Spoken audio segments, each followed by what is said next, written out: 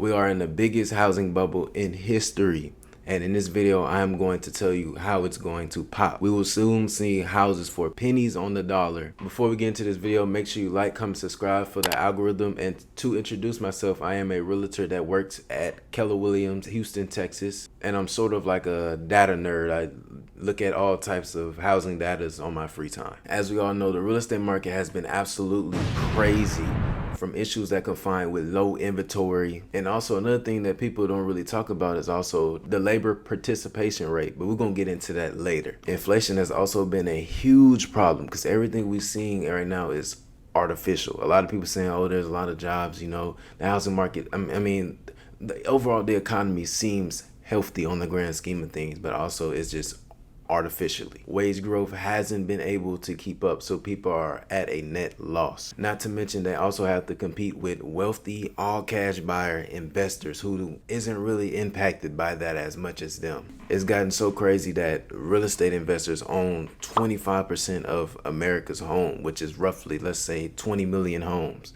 And you may be like, okay, that don't seem too much, but honestly, this is a record-breaking number. What I'm about to tell you next is where it starts to get shifty. So the Fed has increased interest rates. So when interest rates increase, that means less money people can borrow, right?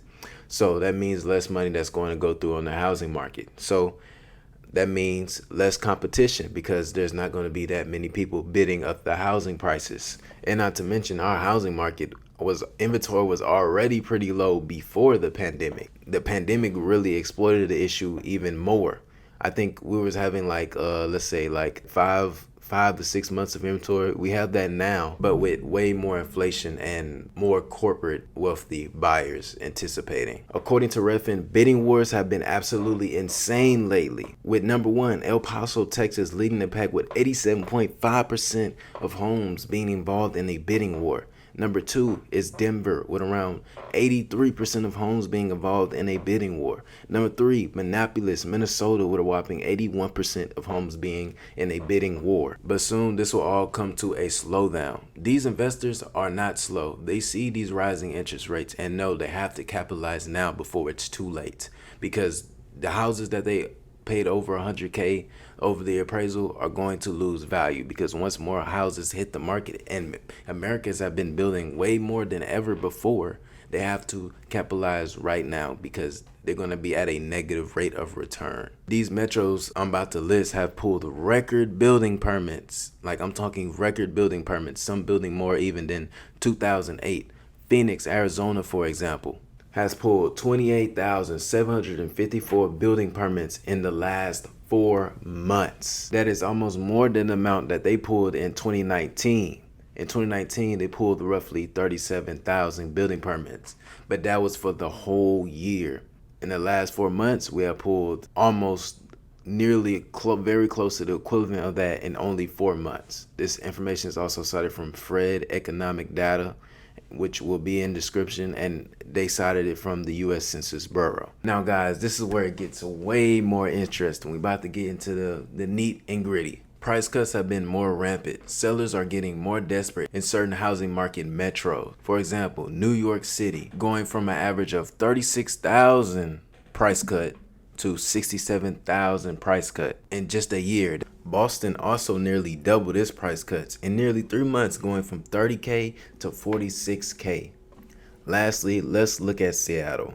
Price cuts have also shot up, going from 28K to 41K. The listing prices have also taken a hit, dropping to the lowest at 4%. As you guys can see, the panic has already settled in. More and more sellers are getting more and more desperate to sell their homes, evident by the price cuts. I am also expecting to see more foreclosures. The reason why? Because with rising interest rates means less money that these big corporate businesses can borrow, and that means less money they can, use to do any other ventures. So that means less profit for these businesses. So they have to lay off a lot of workers to, maximize their gains and all types of stuff. So these layoffs from these workers are going to go home. They have no job. They're still paying a mortgage. How are they gonna pay a mortgage if they're already laid off? So they default on their mortgage, and you're gonna see more and more foreclosures because of people defaulting on their mortgages. That is the bad thing about a recession. Now, guys, don't take every word I say with like, oh, he's right on everything. I'm not right on everything. I am not a financial advisor. I'm just a person stating his own opinion. I could be wrong on a lot of things, or we could just have disagreements on a lot of things. Provide your insights on the comments below. But the big question remains, what should you do in this current housing market?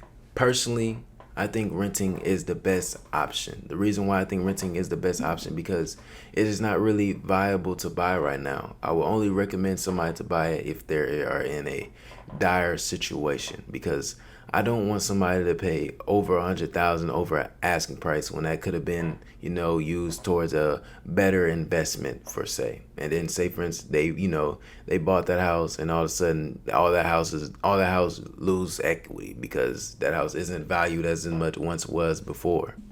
Buying a house is very stressful. It's a lot of emotion. A lot of things go into it. A lot of people get mad that their offer is getting rejected. I know a lot of people are getting offer rejected because it is a highly competitive market. But honestly, if you're buying a house, it should be in the most, or at least a decent, healthy housing market. As of right now, the housing market is very unhealthy because, a lot of people are just throwing money everywhere and it's not going the way people want it. People are can't even settle for their dream house. They have to settle for something that is just all right. And it's not good in that case. But I like to equate buying as of right now is like buying a day before Black Friday, except, it's more costly. Well, this is going to be the end of the video. Make sure you like, comment, and subscribe for more content. I'm gonna put out way more content. I'm probably gonna upload maybe 3 videos a day.